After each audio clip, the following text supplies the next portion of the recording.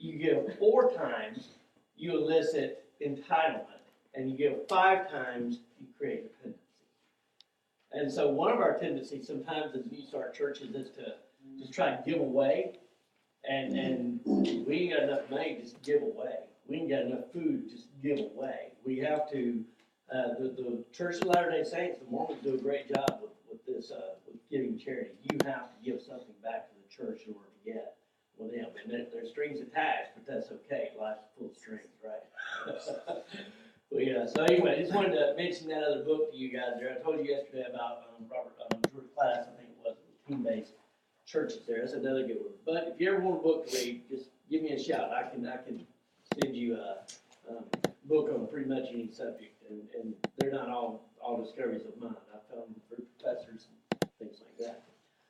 All right, this is the challenges and joys of the church planting family. Typically they like this to be taught by a church planting couple, but since Lisa's working so that I can do this, so the bills can be paid, then I'll do it. But I can tell you, we've been doing this for 9 years, and when we went through the assessment, they did not assess me, they assessed us as a couple. And one of the reasons that we did so well in the assessment is because Lisa and I work so well together as a team. Where her strengths are, I have weaknesses. Where my weaknesses are, she has strengths. And just God gifted me with a wonderful wife. Amen. And I can tell you,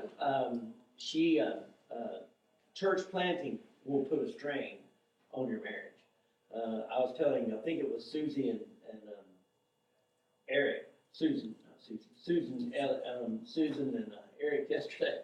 First year of our marriage was before we ever started church planting. My father was killed in a wreck. Her mother had a brain tumor. We had to plan my father's funeral. My mom moved in with us. We bought a house. We got kicked out of our church. Anything could have happened to us that first year could have happened to a couple. So when it came to church planting, and then we faced infertility later in life, and so our marriage has just been full of all kinds of things that would tear you apart. But we learned through those trials to stick together and to come together instead of run apart. And church planting can do that to a couple. You've got to have a strong marriage, and even if it's a strong marriage, it doesn't, it still puts pressures on that marriage there. And just kind of an FYI there. The unique challenges of church planting family. We'll need to identify this on list of challenges, but they do seem to come in familiar patterns. In other words, you're going to have some different struggles. My struggles may not necessarily be your struggles, but they'll have some similar patterns there. What challenges have you and your family experienced in the church planting journey? Now, you may not necessarily have planted a church yet, but you've been in ministry or everybody in here. What are some of the challenges that you guys have faced as a church planting couple? All right. I understand. One of the biggest challenges is we didn't have this information before we got Yeah, that's right. The second thing is getting into the community by us not being in that community. Right. Yeah, earn trust. Yeah. Well, in that case, a lack of family support. I only have children that I adopted. I have one biological child that chooses to go with me and support me by driving me or whatever else. But the other children, they're used to the mother child. Well, I don't go down there with you. So that kind of thing that it's not a major problem or anything, but it's just something that I see that it separates us to a point sometimes. And I want them to be comfortable to worship. And I think one of the problems, maybe you can help me out here, is that kids, because, mom is the leader there, and I hear you telling me this stuff at home 6 days a week, and on day 7, if I cannot have to listen to you, I'm definitely not going to listen to you. Yeah. You preach to me at home 6 days a week, well, I gotta, Yeah. you preach to me on the seventh day too. That's funny. Stay a rest, isn't it? Give it a rest. Everyone needs to have rest. Everybody needs to take a rest. Never thought Even about children. that. But they could be a help, Yeah, yeah, absolutely. because I was telling her earlier, you got a choir director in your house, they can sing, That's right. you know. They won't sing, they won't sing at the mother church. Yeah, If you ask them to sing, right, right, they'll sing. yeah. But I just told her that, I was like, you got your own choir at your house. You know, I do think that there is an expectation on the children of pastors Oh, sure. to do certain things. And I've always told people in our church, I'm not gonna make my child do anything that I'm not gonna make yours do. Yeah.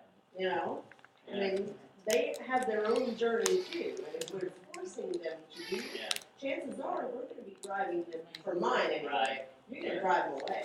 yeah, And it's hard enough, I mean, we're a tiny church, and it's Yeah. hard enough to keep them at that age. yeah, yeah. Yeah, the older they get, the more difficult. When they're younger, you can drag them with you. Wayne and Hayden doesn't have a choice. You know, they can't stay by themselves. And they just, you know, they know it's an expectation. We laugh. Lane got saved 5 times the first 2 years we had You did a turn. him. Good news was we got good district statistics out of it. You know? How many saved this year? Well, 5. You know? I'm looking over your list here of spiritual loneliness as being, and I think for a pastoral couple, we haven't been at a church or anything, but both of those, you get frustrated sometimes with people, and there's no, who are you gonna go to? If I go to him with it, it's just gonna burden him. So you are lonely, Yeah. but it really should actually strengthen your spiritual walk. Like, a lot of times it doesn't in the beginning. Right, where's like, you want to go back in your marriage? But it's hard as a couple to find another couple that you can be real close with and be really close with and confide in, because there's some things you just can't confide in with the people of the church. Well, and it can't be a couple in your church because then it's like you're choosing favorites, you know. I see that with the DS even. You know, he has to be careful with the pastors and stuff because it looks like he's choosing Everybody knows favorites. he loves that church. Yeah. Somebody else, what are some of the struggles that you've seen with your family as you've tried to plant churches and things in the past? What are some of the struggles and challenges that you face? Well, I would just say financial problems, you know, because you want to move to another state, you have your own home there, you have your jobs, relatives, friends, and all that. And also the kids, they have their friends. The only thing I remember when I mentioned, like a few years ago, hey, I feel like that really short, up on my wall. It was 1 hour. Oh, the first Angela said, well,